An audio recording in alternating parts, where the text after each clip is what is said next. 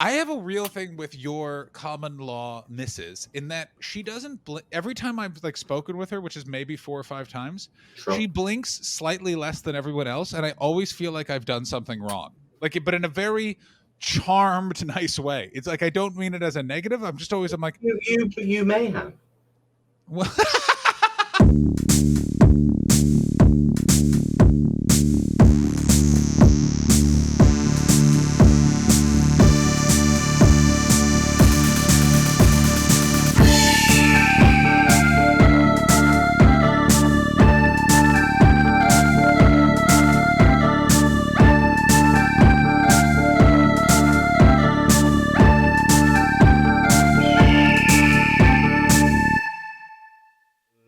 You're looking well. I like your hat and I like your jumper. thank you very You're much. looking fresh in the face and good in the spirit.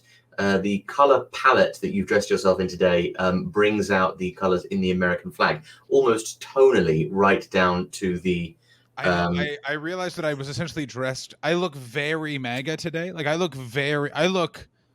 Trump is still the president, but also I'm a financial backer of that. Where it's like one of those things where I wasn't at the January 6th launch, but I did provide the blueprints. You look like Trump isn't the president, and you're not taking it well. Yes, I mean it's wonderful in every way that he's not the president, and it's even more wonderful than the amount of people that aren't taking it well.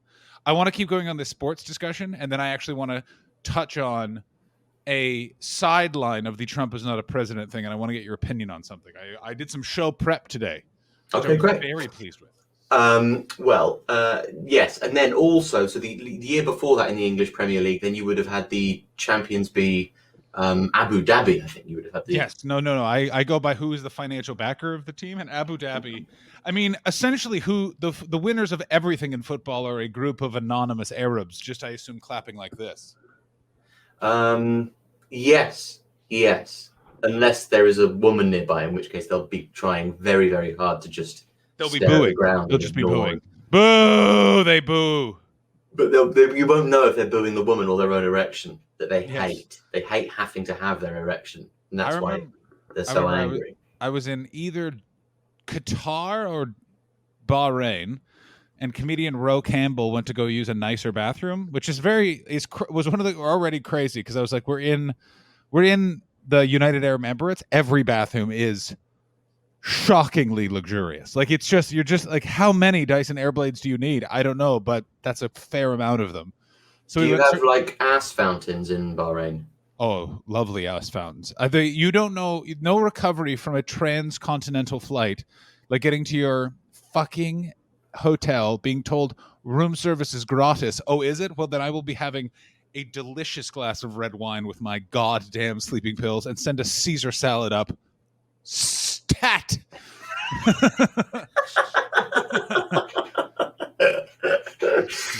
What I like about that is you're not taking the piss. No. It's everything's gratis, so I'll have just something quite reasonable, please. Well, I have to eat it. You know what I never understand also when people are like, oh, let's go crazy. It's like, you still have to eat it. Also, other people, they will take this away from you. Every comedian always is like, I remember when this gig used to be great, and I'm like, I'll tell you why they can't give us free booze anymore, because Booze Man from Northern Booze showed up and did all the booze, and then they're like, no, it will be drink tickets from now on. I know exactly who you're talking about as well. That's fun, isn't it? It's you. It's me.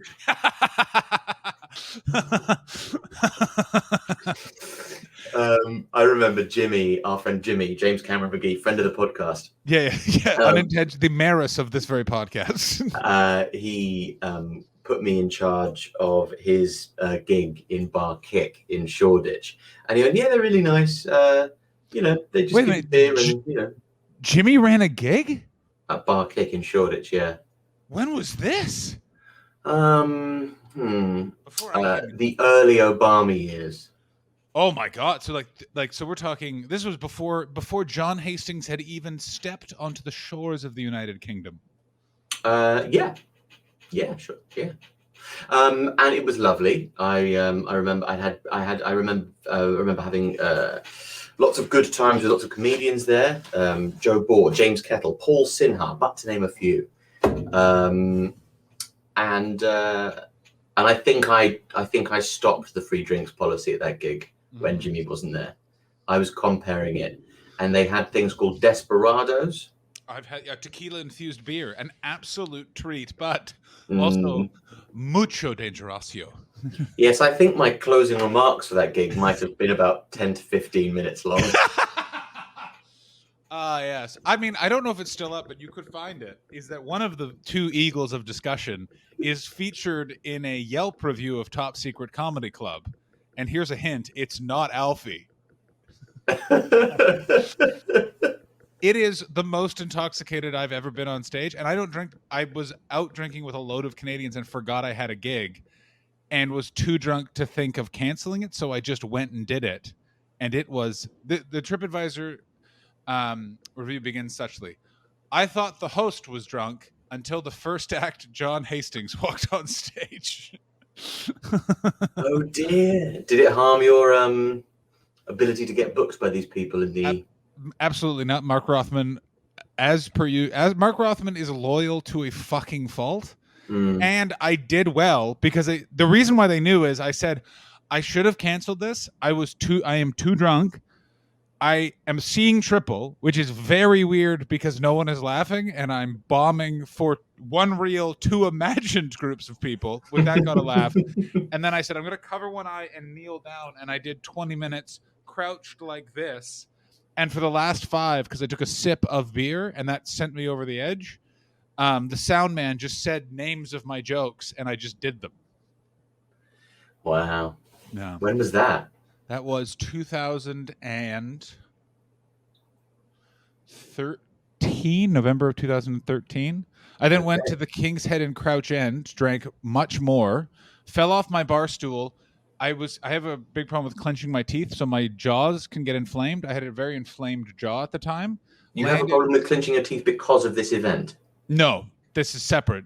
And I fell off my bar stool and landed on my clenched jaw muscle, which still has an indentation from the like thing I landed on. Jumped back up and tried to order more pints, to which the bartender said, "Absolutely not. You just fell off your bar stool." And I was heard to say, "No, that was someone else," and it did not work. That's good. I'm bowled over by you there. Yep. I can't think that I've done Edinburgh late show gigs drunk, but then they deserve it. And why else, what are you? See, I have to host one of those, and I'm totally fine when the acts get drunk, but the host someone has to drive the boat a little bit, and then you're fine. But if the host gets fucked up for those, say like how I do for the last Late and Live every year, then you're in some real trouble, because then literally no one is in charge and you can run into some problems. Yeah, I agree. No, comparing is also there's a certain element of timekeeping, pragmatism, and just general having a wherewithal about you that means that that you have to possess when you are comparing these things. You don't have to have so much if you're doing just a late night gig in front of not Late and Live, but some of the worst people in the world attend. Have we never done a Late and Live together? Have you never been on when I'm hosting Late and Live? I think we have, yeah. Maybe, must be. But it's never very. I've done it, numerous times the past few festivals. Or maybe not last time because I asked not to. I can't remember. But the energy of Late and Live. Late and Live used to have this. They have energy that it was sort of mythologized into later years, and that the chaos and the sense of danger at the gig and the rowdy, mad nature of the crowd who bayed for laughs or blood, and that old Late and Live tends to get drooled over with wistful by wistful comedians longing for a more real past. But here's the thing with it. It was probably never that great of a gig. There was just more people there, and the stories are good, and it was the only late show. Lots of crazy, fun, interesting stuff has happened. Lots of really annoying, stupid stuff has happened. There's one group of clowns that I won't mention that have gone around telling an absolute incorrect version of an incident that happened at Late and Live, but One of them is a giant cunt, so no The surprises insane there. clown posse. The insane cunt posse. Luckily, the other two are quite nice, or 3, or 4. Who knows how many of them there are? See, I don't reveal who it is. But the thing with Late and Live is that all of that got mythologized. So, and also they try and market it like it's chaotic. They try and come to the late night Edinburgh Abattoir every year. I host that show a lot. Every year, I say if there was an Edinburgh, I'd be sending an email going, "Could you not this year refer to it as Comedy's Abattoir? Could you just call it the first and the best late night show in Edinburgh, Late and Live, featuring these people?" That's all you need to say. Everyone knows what it is. Don't call it the meat grind. Don't call it the place where the comedians are dead and eviscerated for food sales of comedy. Like, I know what you mean. there's nothing. And I also think, like, if you whittle things down to their best bits, what's going to be remembered? It's exactly like what you said, I suppose. What gets remembered of Late and Live are the best bits. Nobody remembers the absolutely fine gigs they had, of which there were probably millions. And I mean, like one of the last times I did Late and Live, you weren't hosting it, but I got somebody up on the stage and we topless wrestled, and I thought that's good. That's fun. That's fun, yeah. Ari Shafir going on and claiming to be a musical comedian and not realizing how long 15 minutes are, which he said, he's like, I'll do 15. This is going to be like a long bit. Not realizing how long that was and smashing a guitar after 4 minutes. And then the entire crowd just singing Bohemian Rhapsody, every lyric at him while he stood there refusing to get off stage is one of, that was and by the way, first act. That's the first act. We now have, I'm hosting this and in my head I'm going, I now have 2 hours. I have to figure out what are we going to do now for the next hour and 45 minutes. That's lovely. That's why I like hosting it, is it takes such a pressure off of doing an hour show, because you're like, well, no one at my hour is actively trying to hurt me. And there have been moments at Late and Live where I'm like, oh, I'm glad security's here, because these gentlemen, or more usually drunk women, want to actually cut my face with a weapon. But how many times a week are you doing it? From what are the hours of it? I mean, I've done it anywhere between, I did it for the last 5 Edinburghs. I did 2015, 2016, 2017, 2018, 2019. And I did it at my height. I think I did it 5 days a week. I think 2016 I did it 5 nights a week. It's too many nights a week. It's too many nights a week. Oh, there are reasons why there are photos of me from my time living in the UK where I can tell you what time of year it is, because I'm like, oh, that's October 2016, and I'm still fucked. Fucking hell. What time was your show that year? They're always in the 8 to 9 o'clock hour. Always. It's why it's one of those things where I would get made fun of a lot in Edinburgh, because I'd put garbage bags over my windows and turn my room into like a sealed cave. Oh, yeah. But it was a practical fucking decision, because at a certain point in the month, I was going to bed at 7 a.m. and I had to sleep. Like, I needed nutritious, restorative sleep. Part of that problem was I was, in some of those years, cavorting with gals. So that takes... Being a little bit rambunctious, where you're into the small... As the small hours became larger, and...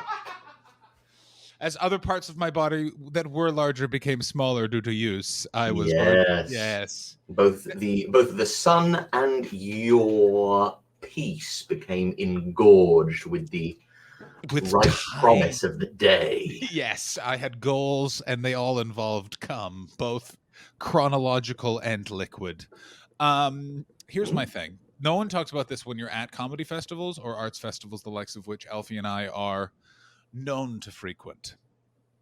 We're not famous at them, but we are a fine third choice for most audience members. They go, "Is that person available?" Oh, no. Oh, what about these white gentlemen? Seem like they'll be probably telling a nice yarn. Let's pop in. You can tell of a given eve how many first choices you have in. First choices, second choices, third choices, and chances. I don't mind a chancer. Chancer, give me a Chancer any day of the week, because they at least are going, what is this going to be? It's Mm, the third choice ones, because here's the problem: is I'm lumped in with two I can sometimes be lumped in with the real British comedy weirdos, or I can be lumped in with the real British comedy club gentlemen, and mm, I'm kind of not either one of those. So if it's gotten to the third choice of that stream, I'm sometimes very disappointing. Also, I did a very big charity gala my last Edinburgh that brought a lot of posh people to my show because I was being the host, and I can be utterly charming to a grandmother. But then you mm. have an 11-minute bit about eulogies and the Insane Clown Posse, and they were quite not okay with that. But I did a little Stuart Lee impression and kind of did the old this like this like that. Away we go. Yes, I got a favorable review in the List one year, and it's in the List magazine that they stock in travel lodges, and Mavis and Morag like to stay in a travel lodge, and then they spit bile at me for performing my routine. Being a paedophile doesn't make you a bad person. I mean, that is a very interesting. I've brought that bit up a lot when preparing other bits, actually, because it is one of those ones where the argument you've presented is correct, but it's a tough laugh. It is that's a real Ginsu knife joke, Mm. in that it does cut through the boot, but then you have to ask yourself, do you want a knife that can do that?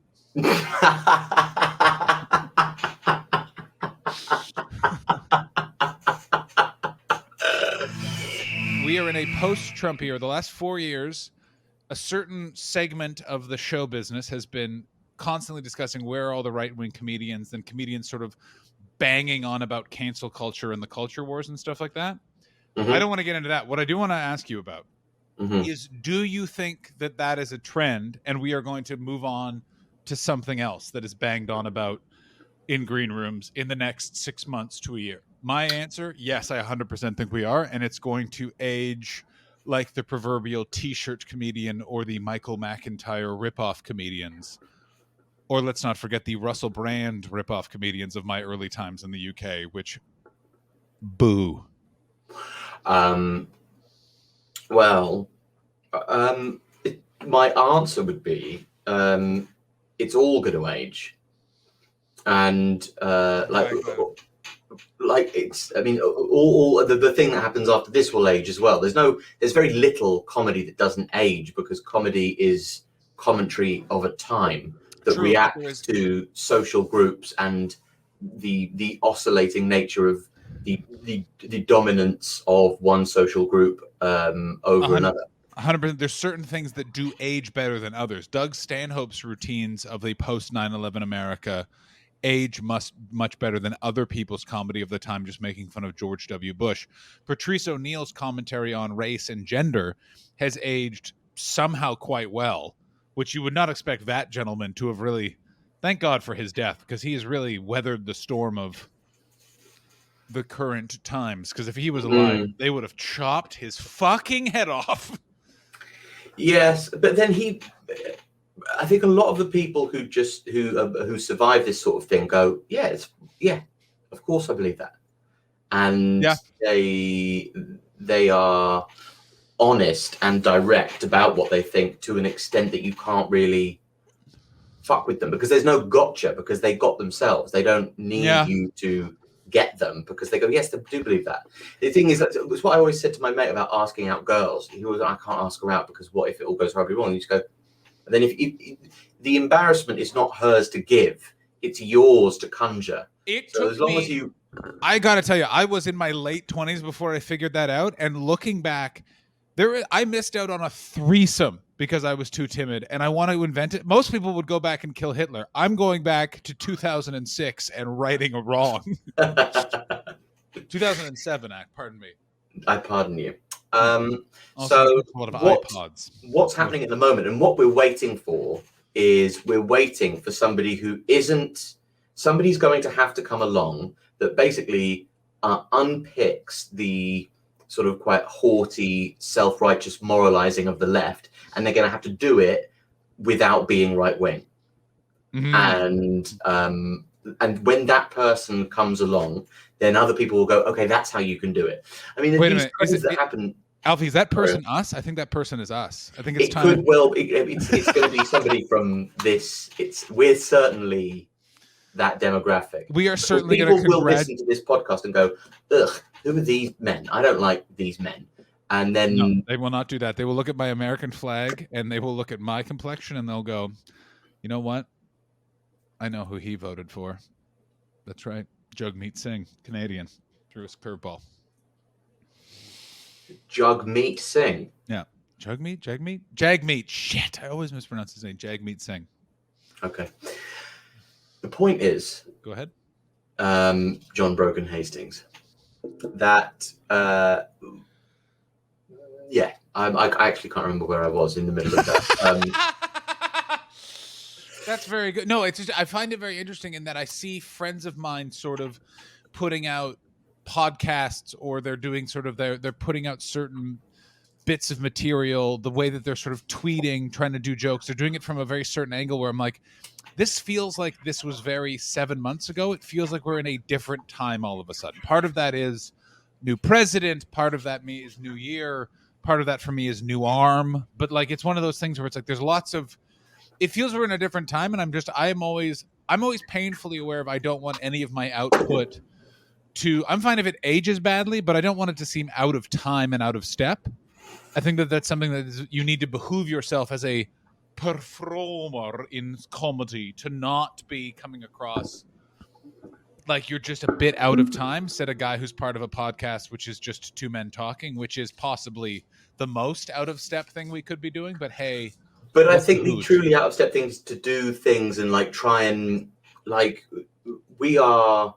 If we called it the Cuck Report and we were interviewing Jordan Peterson, then we'd have to kill ourselves. We would have to immediately go to piss jail. I don't think that you can judge yourself like that. I don't think you can go, oh, well, we're not fashionable. We're not cool. We're just too old. White. I don't really think. First of all, I don't really think it's helpful to keep on going. Oh, that's such a white thing to do. I agree, because I know that it's society trying to correct itself, given the history of white systemic oppression against minority people. We're going, oh God, it's such a white thing, and isn't it great that like we can now say, ugh, white people? I also don't think we're finally getting them back a little bit. And also, by the way, no, you're not. This is the thing that I've said this a lot. You're the white people that are in control. They are still vehemently in control. Like, it's also part of all that dialogue is Twitter. It's just Twitter. The society changes much slower than social media, podcasts, and Vice.com. Yeah, I still say .com videos would have you believe. Like Joe Biden, I love him. He's still like he is old world gentleman, and it's great. It's exactly what. Also, the world needed a fucking man to come in and go, yes, Mitch McConnell, I know where your skeletons are buried. We're gonna move along. Let's get a fucking stimulus package. Who gives a shit? Let's fucking make it happen. But I also think that these things aren't going to. We'll feel the change of what Joe Biden implements a lot sooner than they will in. Perhaps urban, suburban societies where there are still problems. I'm not sure. I mean, I don't know what your living situation is or how much you're depending on the government for. I'm very much I'm literally a ward of the state, which I got to tell you, I'm enjoying, by the way, being. I continue to be everything a right-wing anti-immigration person hates about immigration. In the UK, the amount of people that said to me, fucking immigrants coming over here and taking our jobs, when I, a Canadian, was provably taking an English person's job. By me being in that green room, hearing that at usually the Frog and Bucket, hilariously, I was taking an English person's job, and I enjoyed it. And then I come here, we don't want them coming over using our benefits and services. Obamacare, please. Yes, I will love some unemployment payouts for the entire length of the pandemic directly into my account. No need to print a check for Johnny. It's wonderful stuff. Yes, exactly. And I think there was those the trend post Louis C.K. of comedians going, oh God, I'm so disgusting. You know, when you have those dark thoughts and you're just masturbating, having dark thoughts and hating your kids, and everybody's going, oh my God, he's so honest about the fact that life isn't perfect. What a refreshing outlook for this man to be taking. And You then know, I'm disgusting too. And then hordes of oh, comedians come over the top of the hill, marauding across the plains and telling us all about how disgusting they are and about how their wanking proclivities and their fact that they don't. I mean, I'm guilty of it as well. I've done sort of that esque kind we of have thing. to, as have I. I mean, I love like Groundbreakers. I love, Hannah Gadsby's show Nanette. I loved it. I knew watching it going, here's what I'm going to hate more than fungus on the head of my cock. And that is every fucking comedian about to replicate this fucking show. And oh boy, were there a couple that were woeful in terms of replication. I wanted to go through the things that we would talk about if we were on Joe Rogan. Oh, what a wonderful idea! I want to prep my Joe Rogan like set list, as it were. Oh, what a wonderful idea! Yeah. I mean, the ego involved in this is delicious. I don't think it. I'm not. Yeah. Okay. Fine. I love it. Because here's the thing: is it's outing me for my evil ego because I have 100% thought. Okay, what am I talking about if I'm on that fucker's show? What am I talking about? How are you getting on that show? How do you get on that show? You meet Joe Rogan. If you're a comedian, what you literally do is you meet Joe Rogan at the Comedy Store when he's in LA, and he'll ask you to be on the show if he likes you. That's good. Like the booking staff of that show is a guy named Jamie and a guy named Joe, last name Rogan. Okay. Like, why did Joe Rogan didn't move to Texas for freedom? He moved because Spotify was like, here's $100 million. And he went, okay, I'll give my one staff member who works on this show some of that millions. And then I will go where there's no income tax at a state level. So I'm going to be charged 20%. So that's $80 million for my bald time to build a compound which includes a comedy club, and then everyone can eat my actual asshole. And is this sort of, are you praising what you're going to be saying on the podcast, or is this? I mean, the first thing I would say to Joe Rogan, are you just warming up? I would say, I don't think that I think you moved here for freedom. I know it was for tax purposes, and right there we'd get into an argument. I would go in with, I would 100%, I would go in with the strategy of go in and get into a heated argument with that fucking guy, because that I'm not getting invited back. We disagree too much on stuff. I'd go in with that and then save it with, let's talk about stand-up. We're both stand-ups, and then we would be all right. Wouldn't you talk? The first thing I talk to him about is diet. I could talk to him about what I eat and like what my time periods. So yeah, just get a bag of pistachios and I just pound a bag of pistachios, man. I'm amazed at a multi-million-dollar podcast that people are paying through their fucking roo holes just to hear a guy talk about pounding a bag of pistachios. Oh, it's insane. It's the weirdest thing. Of nothing is more indicative of our society of knowing that like hundreds of millions of people listen to the Fear Factor guy talk about hunting elk with a bow and are like, this guy represents the people. And I'm like, he's a near billionaire. Do you understand how many times he talks about his various Teslas? Like, he's not a man of the people. Oh yeah, man. You know when you eat an elk and then you get the big elk heart on in the night, you get the big elk heart. Oh yeah. He's saying yes. You'll have more money. I mean, it's really good. It's also, I feel bad because Joe Rogan is a crazy nice man. Like, it's one of those things where it's like every person who works the door at the Comedy Store will literally take a bullet for that man, because he will walk around and be like, oh, you guys are all being paid minimum wage to work here because you're struggling comedians. Here's $200. Take an Uber home tonight. Like this is the other thing is I also think he's aware of what he is at a certain point. And I think he also plays into it a bit. Like he also will be like, fuck it. I'm going to claim that Egyptians invented the fucking universe. Like, it's just. I do like, yeah, he seems willing to, when somebody says, are you speaking bullshit right now? And he goes, oh, sorry. Yes, of course I was. Yeah. And I am. To an extent, I always am, but I'm glad you mentioned that. Actually, Yeah, like I think was... you can pierce. He's also it's jock energy, and I'm very good. I can hang with jock energy. I am not a frat boy jock, but I come from the like those people are my dad and my uncles, so I can kind of I know how to fucking like, yeah, Reagan's a cunt, and they're like, yeah, no, he's not, and then you kind of get into it. Reagan is like America's Thatcher, only he did kill more people, but you can't prove it. He didn't do it with as much glee. I think I'm going to dedicate the next few years of my life to putting on about 25 kilograms of pure muscle. Oh. And then saying, listen, Joe, I've written a biopic of your life and I want to play you. Okay? So I'm going to... A boring movie because it's basically just a muscular man gets a bunch of development deals in the early 90s and then hosts a show where people eat animal genitals and then has fuck you money. I'm not aware of this Fear Factor you called it earlier. Are you not aware? Do you not know what Fear Factor is? Oh, because you didn't have Fear Factor in the UK. Okay, so this is I've always wondered why he was famous. Is he a UFC guy that became a comedian, or a comedian that became a UFC guy? Of course, you would not have the context for like Joe Rogan's one of those people that's been famous for most of my life.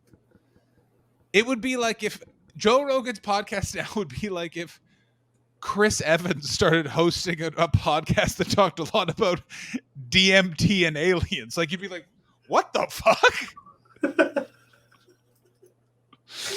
Okay. If like Lily Allen suddenly just blew up talking a lot to like who the fuck's the head of the Labor Party? How did he get famous? Was he a stand-up? Is that what he got into? Stand-up? No, he was a stand-up during the boom.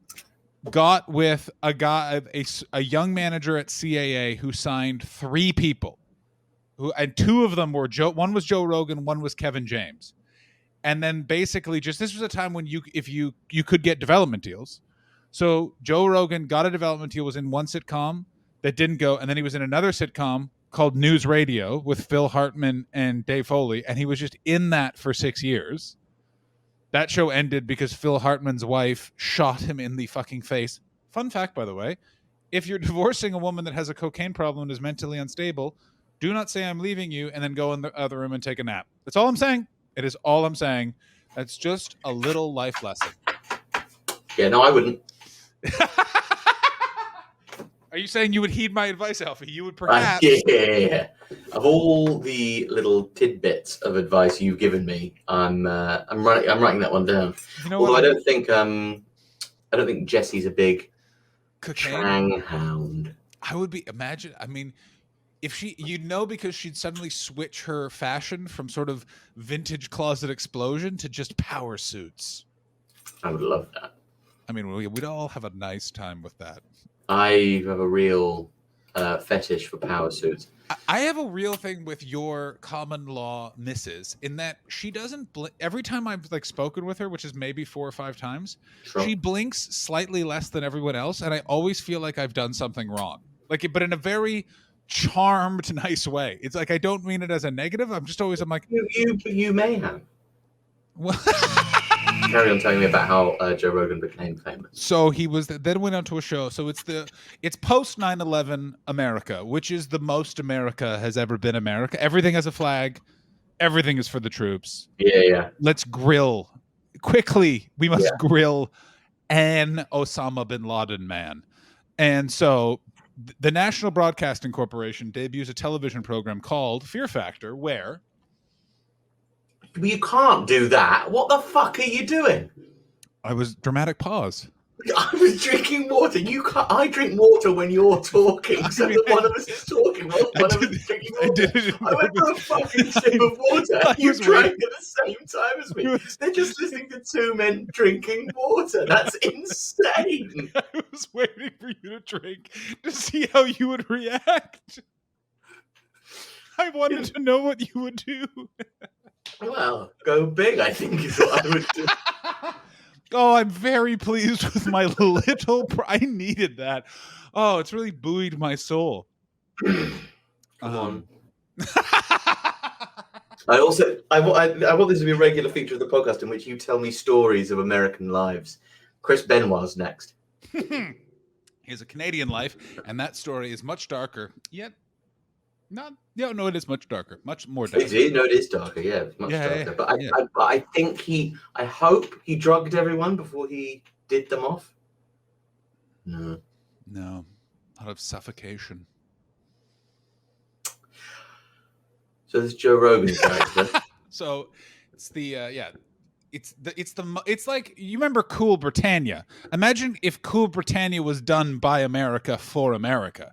That was post 9/11 America. Like post 9/11 America was like, we fucked an eagle. All of the music is bad. There is no good music from that time. So it's post 9/11 America. Oh, y'all just wanna be big rock stars hanging out in something in lovely bars. Yes, that's what every song was just like. And then I'm very, very whispery loud, and I've got a truck, and I care for rules. But Nickelback are Canadian as well, aren't they? They certainly are, but we are very upset about it. But you've got a lot of shit associated with that nation. With Canada, we do, but we're very quiet about it. It's the exact opposite of England's approach, where England leans into every bad celebrity. Like, if I was England, I would distance myself from the royal family. That is a cadre of bad decisions right there. Yeah, but when you're talking about, like, who Canada is embarrassed by, you're probably talking about your friends in the urban creative elite. You're not talking about people in, Bridgewater Falls in upstate bollocks, are you?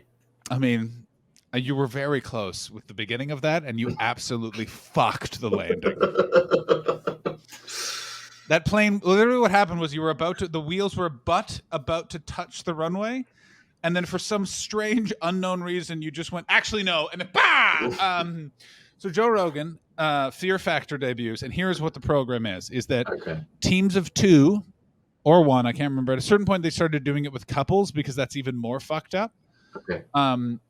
Couples or individuals would have to do things that were scary, while Joe Rogan, losing his hair, yelled, "Fear is not a factor." Okay. And then they would do it, and then at the end of the show, whoever did all of the things would win some money. And that was on for like 7 years. And then throughout that, Joe Rogan's doing stand-up in Los Angeles in the most Los Angeles stand-up way, which is show up, do like 20 minutes here and there, talk a lot about being a comedian, which is totally fun, just a different way, but like not really touring, releases an album. Then Carlos Mencia is going around LA, stealing people's material, is quickly, and like Carlos Mencia came about at a time when Comedy Central needed a Latin star. He pretended to be Mexican, even though he's from Honduras. They were like, well, we're Comedy Central. We don't actually care. And they were like, maybe you should. And they were like, you shut up. It's not the 2010, so we don't need to actually care about this sort of stuff. He's got... Why why is it ethno-advantageous to pretend to be Mexican when you're Honduran? Because there's a huge Mexican population in the southern portion of the United States. Okay, so you can get there are loads more Mexicans, and you can say, listen, I'm one of you, and they'll go, oh my God, papi, I want to see you. I mean, that would only really be in Florida. That's not really their accent, other portions of the country. Okay. But well done. Definitely, all those tweets direct them to Alfie. I was very upset. Anyway, what I'm trying to say are they unoppressed enough people that we can't do that accent? Oh yeah. Like, it's the very interesting thing where all of America really, like, America has 2 official languages. The Spanish-speaking population of America is immense, and they literally act like, what are you talking? There's like 10 of them, and it's like, there's 10 of them. Are you insane?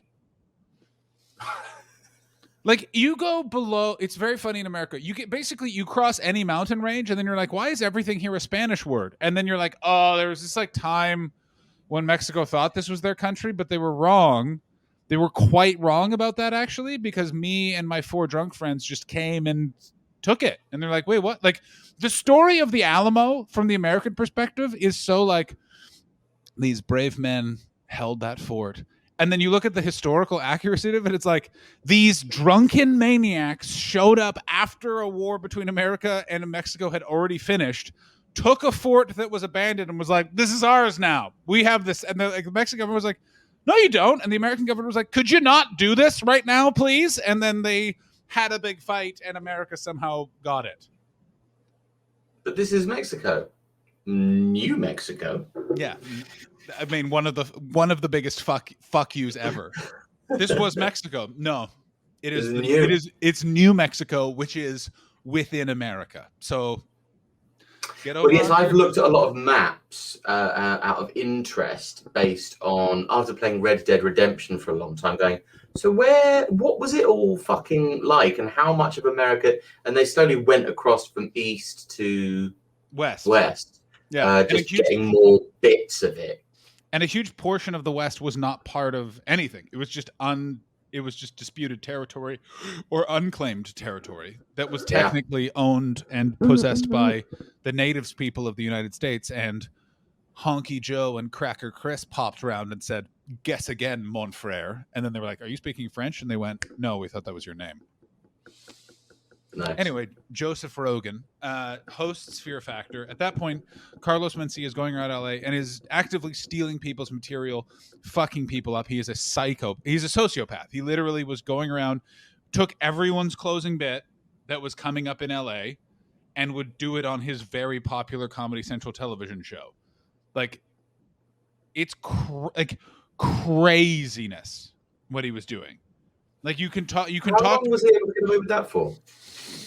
He was quietly doing it for about 5 years, had his show for 2 years, and then Joe Rogan, because Joe Rogan was also famous, confronted him on stage, went on a variety of radio shows and went, this guy's a fucking thief. He's doing this to all sorts of different people. He's fucking us over. Fuck this guy. And basically called attention to it in one of the first viral videos. It went fucking huge, and it basically fucked over Carlos Mencia's career. It ended he was a theater, possibly broaching on arena comedian in the U.S., and now he plays clubs and does not sell them out. Does he still play clubs? He does still play clubs, mostly in the Southwest region, what's known as the Sun Belt of the United States. With his material? Yes, well, you'll never know. Well, okay. And then that kind of catapulted Joe back into sort of being into stand-up, and then people started a podcast, and he started a podcast called The Joe Rogan Experience, which for the longest time was just him and about 9 friends discussing weed. And then slowly but surely, because he has a lot of fuck you money, he built this amazing infrastructure, started getting some interesting guests because he's a pothead, stuff like that. Had some big watershed moments. He had a big fight with Jamie Kilstein over the Tosh argument. And let's be all honest, I have not watched it, but I'm not on Jamie Kilstein's side. Right. I mean, you've said a variety of different names there, and I was across all of them. I understood. I heard them. I know who, I presume you mean Daniel Tosh? Daniel Tosh, yes. A comedian who was a sort of in the... and do correct me on anything, because I'm sort of guessing here. It was in the Yeselnik mold. Sort of before. He was more in the more Jeselnik. An argument could be made that Jeselnik is doing sort of a shorter one-liner version of Daniel Tosh. Daniel Tosh is one of those American people that he's like 59 years old. He's been a comedian for like 40 years. Like, it's shocking. Are you knocking your microphone? I was adjusting it slightly, so I apologize for the noise. Knocking. Daniel Tosh. I'm going to look up how old Daniel Tosh is. That's what I want to do, because I remember him being 45 years. He's 45 years old.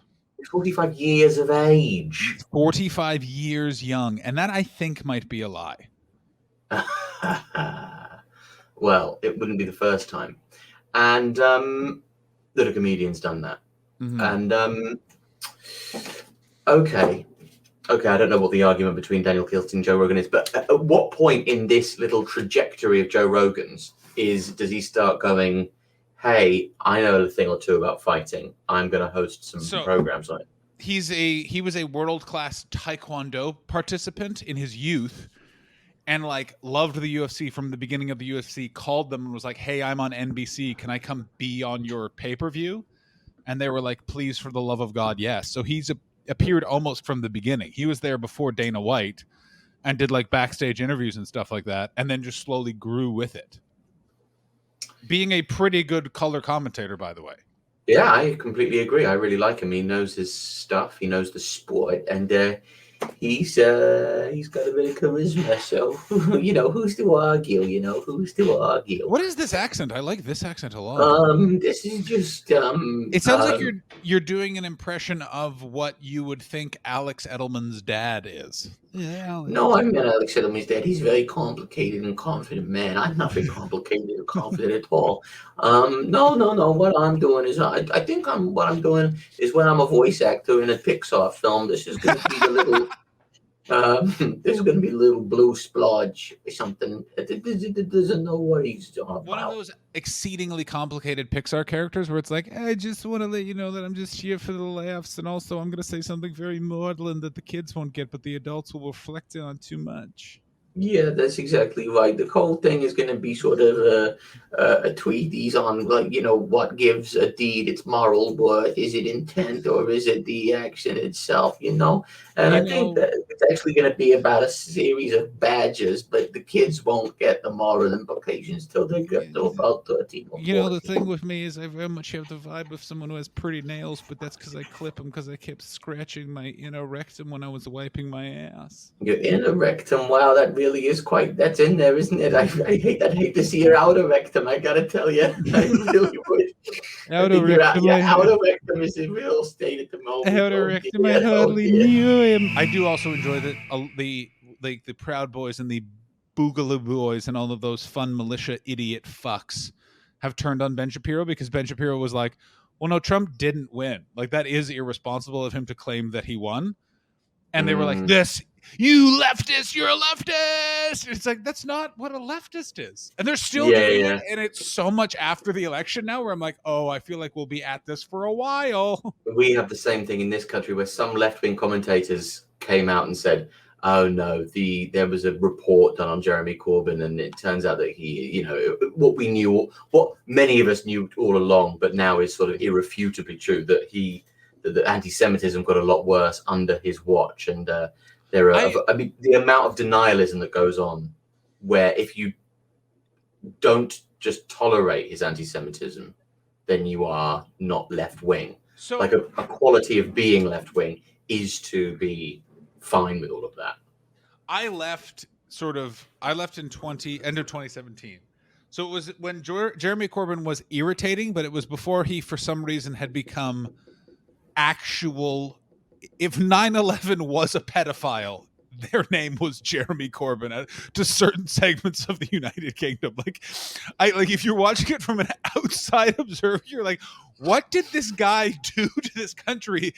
Isn't still Boris definitely also an anti-Semite? And they're like, yes, but look at his beard. He's got an allotment, and that allotment is in the shape of a symbol that means he loves to deny the Holocaust. Like, what didn't you get? I honestly, and I'm going to ask this straight up, and I apologize. This is coming from a place of lack of research and understanding, just because there's only so much time in the day, and the UK political news moves so quickly with who is a cunt. Yeah. Jeremy, all of them. Take yourself some time. So, let's start from the beginning. 2015, Jeremy Corbyn becomes leader of Labour. Everyone goes, oh, well, this will be a bit of fun. Grandpa seems grouchy. Yeah. Brexit happens. He loses me on Brexit because he is wishy-washy and is kind of like, well, I don't know how I feel. And it's going, you do know how you feel. You don't like the European Union. You don't want to be a part of it. It's part of Thatcher's legacy. You want it to be eradicated. I wish you would have just been honest. Instead, he sort of made Labour not part of the whole discussion, and it became this sort of thing where no one actually really wanted Brexit. That wasn't the leadership of either of the parties, and it was all fucked up, and he's kind of a fuck, and he should have been just honest with how he felt about it. And then he went around saying like, oh, I'm not, like, I don't know. I just felt he was an ineffective opposition as soon as Brexit happened, and he should have been removed immediately, and a proper Remain opposition should have been placed in as the head of the Labour Party, and I think it would have made Brexit go a lot differently. And then around that time, as I'm leaving sort of 2017, there's these rumblings of Labour is anti-Semitic, but there's like sort of proof is offered, but not really. And then it becomes this infighting thing of like, well, but so are the Tories. And then I stopped being in the UK. So what exactly happened? Oh my God, what happened, Alfie? Alfie? A black Have I square in respect to the Jewish community. Oh, very good. Good. And it's one of those things where, by the way, if you told me Jeremy Corbyn is anti-Semitic, I'd be like, yeah, he's a person. He's a person in power. I'm not surprised. I'm not fucking surprised at all that a super leftist man would be like, let me tell you why I don't like the Jews, because they control the banks. I hate the banks. Also, I don't own an iron, and yet I somehow have power. Well, I think it started a lot. I mean, the news was onto it a lot sooner than it was a rolling a rolling list of complaints that kind of gathered more and more momentum, and with its momentum seemed to be grow larger and larger and therefore be unconquerable. So every time something new came out about Jeremy Corbyn's past, in which he'd laid a wreath at terrorism, I mean, as soon as he got into power, there was this thing about my friends in Hamas, my friends in Hezbollah. Hamas and Hezbollah being people who have it written into their constitution, the eradication of all of the Jews from the planet. Now, if a conservative politician had claimed to be friends with the Boogaloo Boys or just a group of people who had it written into their political constitution and manifesto, the eradication of all Muslims or all black or other minority ethnic people, then it would have been over for that particular politician. But as David Baddiel's book states, titularly, Jews don't count. There was also the time at the meeting in which he claimed that two British Jews didn't understand English irony, sort of in a way that it's the same sort of thing that you go, well, you're not really from this country, so I don't think you'd get it, because Jews are more Jewish than they are anything else. There was also the time that these bankers sat around a table with big hook noses. It was a cartoon. It was a cartoon. Sorry, I didn't say that up top, so you thought it was really happening. Yeah, I was like, wait a minute. And Alfie suddenly became a member of the Labour Party circa 2016? Go ahead. With the table being propped up by the world's poor. And he couldn't see the anti-Semitic tropes in the cartoon. He said, oh, no, street art should be left up. I mean, if that had happened with the Serena Williams cartoon, with her looking like, I mean, incredibly, less obviously racist, I would argue, than the. Anyway, all of these things, get in the weeds. Like it's the appearing on Iranian TV for money and stating that he was the leader of the opposition in the UK. No, beforehand, no. And stating that he saw the hand of Israel in certain attacks, and speculating completely wrongly that things were Jeremy. So it was thing after thing after thing after thing, and it got to the point, like with Trump, like every new news story about Trump, you thought, oh, this is going to be the thing that gets him. He can't possibly survive after this. But it becomes so these things that get unearthed lose their impact because there's so many of them.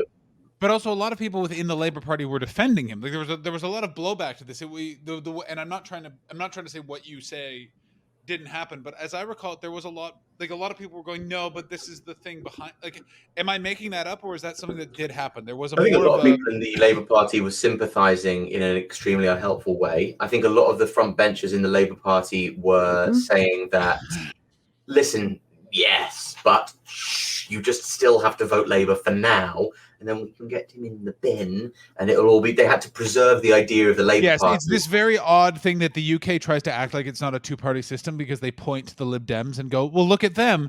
But the entire country of England and most of Scotland and Wales and Northern Ireland kind of treat the Lib Dems like I treat Dr. Pepper. Absolutely not. I don't care how thirsty I am. I used to have a joke when I first started, when the BNP, the British National Party, the racist party in the UK, were a very troubling and written about force in UK politics. And it's interesting. By the time I got to the UK, they were definitely in that category of airplane food for comedy fodder. Yeah. Oh, look at him! He's in the BNP. Shut up. Well, Go that's ahead. yeah, that's why I've cut the joke anyway. And the joke was that if the best way to defeat the BNP would be if loads of minority ethnic people joined the BNP, because you legally can't stop people from joining. And like if you just get 40,000 black people to join the BNP, that'll outnumber them vastly. Then the next time there's a leadership election, you vote in a leader of your own race, and then vote to change the name of the party to the fucking Magic Johnson Party. And suddenly the BNP don't exist anymore. And that's sort of what happened to the Labour Party. In that they were, it was completely, you can, that's why I meant to become but didn't before time a member of the Conservative Party, because it is absolutely insane that they got to vote. Those 250 people who live in Gloucester got to vote who the Prime Minister was, and I didn't. I mean, they did now, there's been an election, but Yeah, initially, there was that crazy election 2 Decembers ago, yeah, or last December, December 2019. December 2019, where Boris Johnson basically just beat everyone up with his silly penis.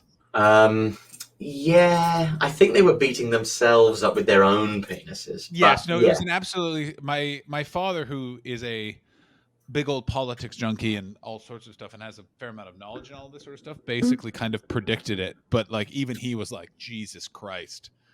He was like, Labor weren't beaten, Labor did that to themselves. You don't get to have that type of victory. Someone has to do that for you. yeah. And so what you're He saying he is, was absolutely fed his own cock. And the idea that there was a media campaign of abuse against Jeremy Corbyn is absolutely right. Also, that's just all Labour politics. leaders. But this is the other thing, though. Yes, there is a media campaign of abuse against all political leaders in the UK. You do know that. It's also this sort of thing of, I still go back to it. No one in the UK, no one in that general election was talking about the NHS with vehemence, which they should have been, especially now in hindsight, we know what was coming.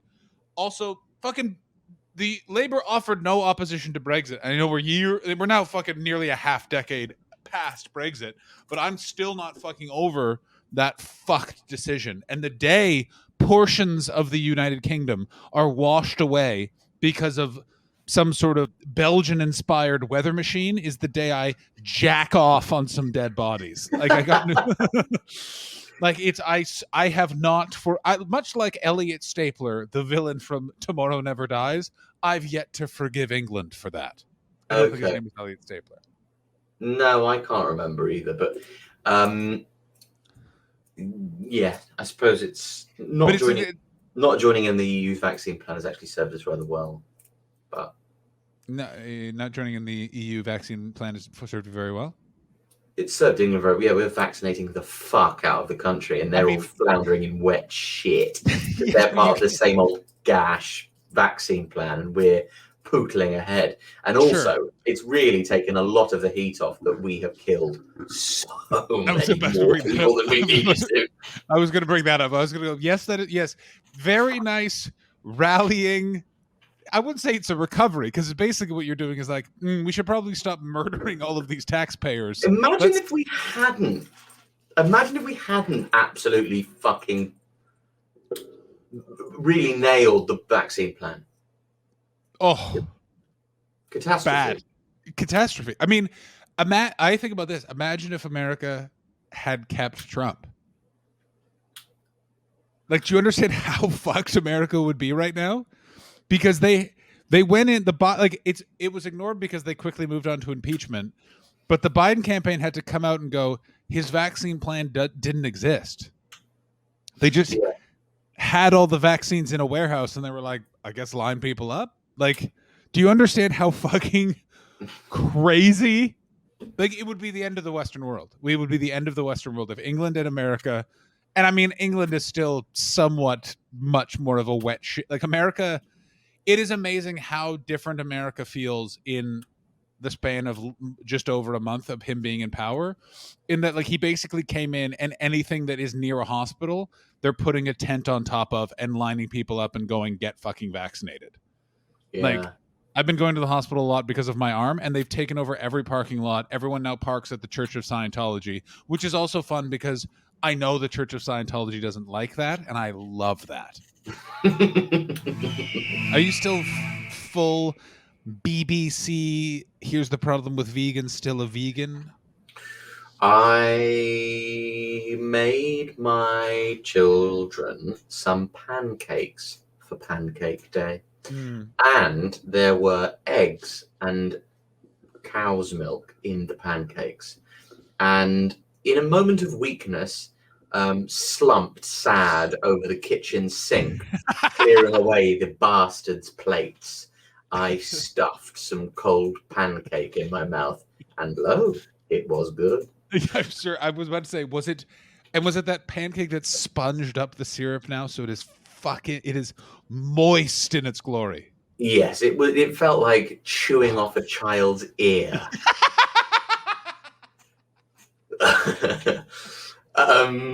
What a Yeah, love. it was really good. I also made myself some vegan protein pancakes that were disgusting, and Jesse some whole wheat vegan pancakes with berries. How are those? And I have to say they were fucking good. Yeah. Flaxseed, like whizzed up, tablespoon of that with 3 tablespoons of water, whizzed, just stirred together, stuck in the fridge for 15 minutes. It coagulates and becomes a rather good egg replacer. Anyway, everybody was very pleased with me. To answer your question, I live as a vegan, but I'm not religious about it. So on certain occasions, maybe one meal a month, maybe I will depart from that. Did you enjoy? I was rubbing my inner man tit while you were talking. I just realized I didn't see it. I got the camera doesn't. But there's not that breadth of shot, sadly. New muscles are being activated on a near hourly basis, so there's just a new part of my body will suddenly have a sensation I haven't felt in a month. It's very bizarre. Have you got a one sleeve on, one sleeve off vibe? Yeah, I can't raise my arm. I'm essentially John McCain for the rest of his life, so this is as far as I can raise this arm, basically. Have you got any good scars? Yeah, this fucking thing right here. Ooh. It looks like it's here. Oh, my camera's going again. So I will right, let's turn it off for a bit and then well, yes, we have to end this in 10 minutes or now. Let's end it now.